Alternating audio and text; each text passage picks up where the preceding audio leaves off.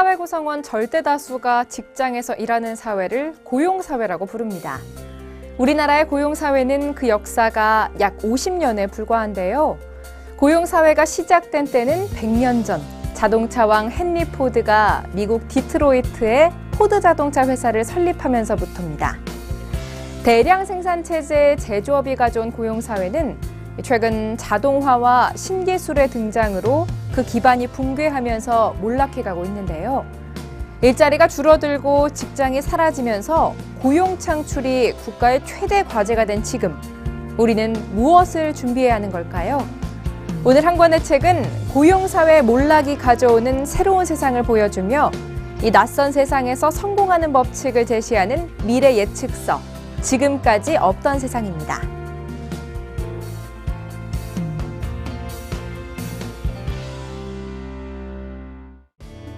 이 책을 쓴 이민주 소장은 가치 투자 전문가로서 개인과 기업의 흥망성쇠와 경제 트렌드 변화를 연구해온 미래 예측 권위자입니다. 그는 스마트폰과 소셜미디어와 같은 신기술이 고용사회 붕괴를 가져왔다고 말하는데요. 빅데이터, 사물인터넷과 같은 또 다른 형태의 신기술이 앞으로 고용 몰락을 더욱 가속할 것이라고 지적합니다.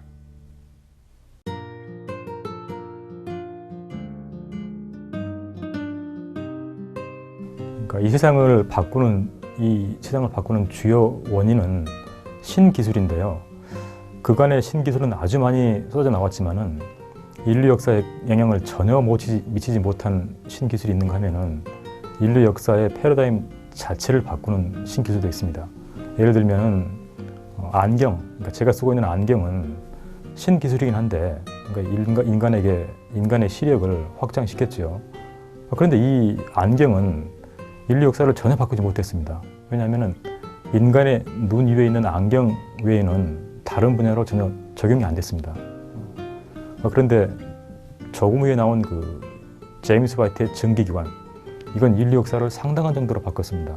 왜냐하면 전기기관은 공장이라고 불릴 만한 모든 곳에 다 채택이 됐습니다. 그러니까 철강 공장, 석탄 공장, 조선소 이런 모든 곳에 채택이 되면서 인류 역사를 요동치게 만들었습니다. 그것보다 더 확장성이 있는 게 실은 지금의 스마트폰입니다. 생각해 보십시오. 지금 스마트폰은 적용되고 있는 분야보다 적용되지 않고 있는 분야가 뭔지를 고르는 게 더 쉽습니다. 인간 세상에서 스마트폰이 적용되지 않는 곳이 없습니다. 기업에도 적용되고 있고 개인의 일상생활에서도 적용되고 있습니다. 구글의 무인 자동차를 생각해 보지요. 저는 구글의 무인 자동차가 스마트폰을 비롯한 신기술이 초래하는 변화에 가장 적합한 본보기라고 생각을 해보고 있습니다. 구글이 유튜브에 공개한 동영상을 보면은 실제로 장님이 운전을 하고 있는 것을 보게 됩니다. 이렇게 되면은 지금의 택시 기사라든가 아니면 주행에 관련된 모든 차량 운전자라든가 이런 분들은 다들 어떻게 되는 걸까요? 이게 바로 신기술이 초래하고 있는 변화의 한 단면입니다. 신기술은 기업의 생산성을 향상시켜 주지만 그 과정에서 인간의 노동력을 빠르게 소진시키고 있습니다. 그래서 인간은 일자리를 잃게 되고 있는 겁니다. 지금 은행에 ATM기의 등장으로 인해서 은행 지점에 은행원들이 줄어들고 있는 것, 이런 것들이 모두가 다 신기술이 초래하고 있는 변화입니다.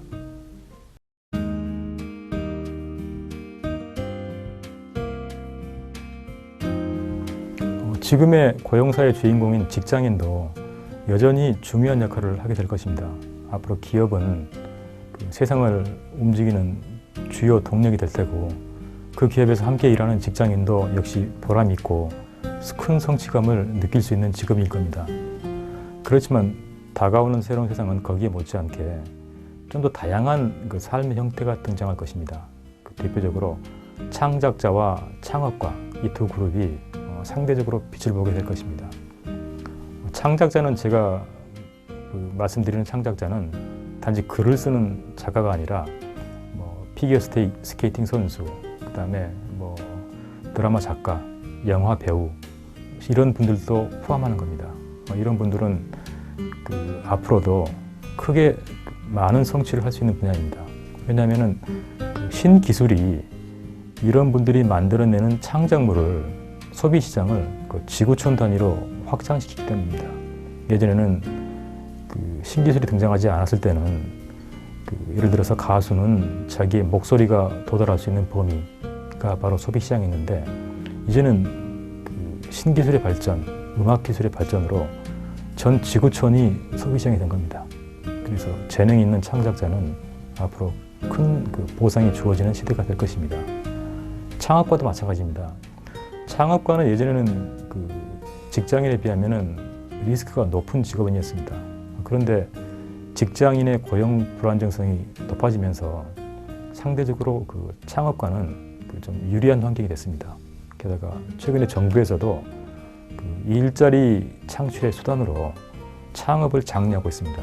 전 창업가를 생각하는 분도 직장인도 좋은 직업이지만 하나의 삶의 대안으로 생각해 보는 시대가 왔다라고 생각해 보고 있습니다.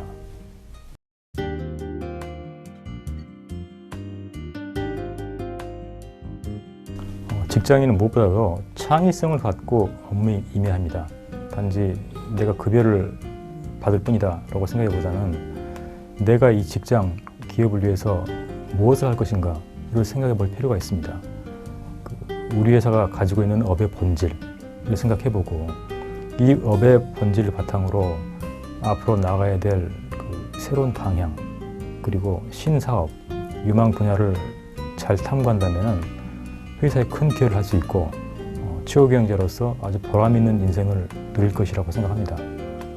제가 책에서 정리했는데 앞으로 6가지 섹터는 확실하게 발전할 것 같습니다.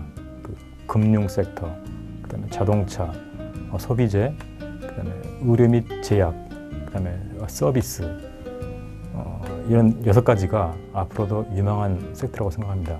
이건 앞으로도 누가 보더라도 성장 가능성이 있습니다. 기업에서 신사업을 준비하는 담당자분이라면 이 6가지를 잘 생각해보고 나서 우리 회사의 업이라든가 아니면은 핵심 역량과 부합하는 부분이 어디인지를 검토하고 나서 그 연결고리를 잘 만들고 비즈니스 모델을 만든다면 저는 큰 성과를 낼 것이라고 확신을 합니다. 창업은 이제 확실하게 해볼 만한 분야가 됐습니다. 물론 직장인으로서의 삶도 유망하지만 창업은 앞으로 성공할 경우에 주어지는 보상이 훨씬 막대할 겁니다.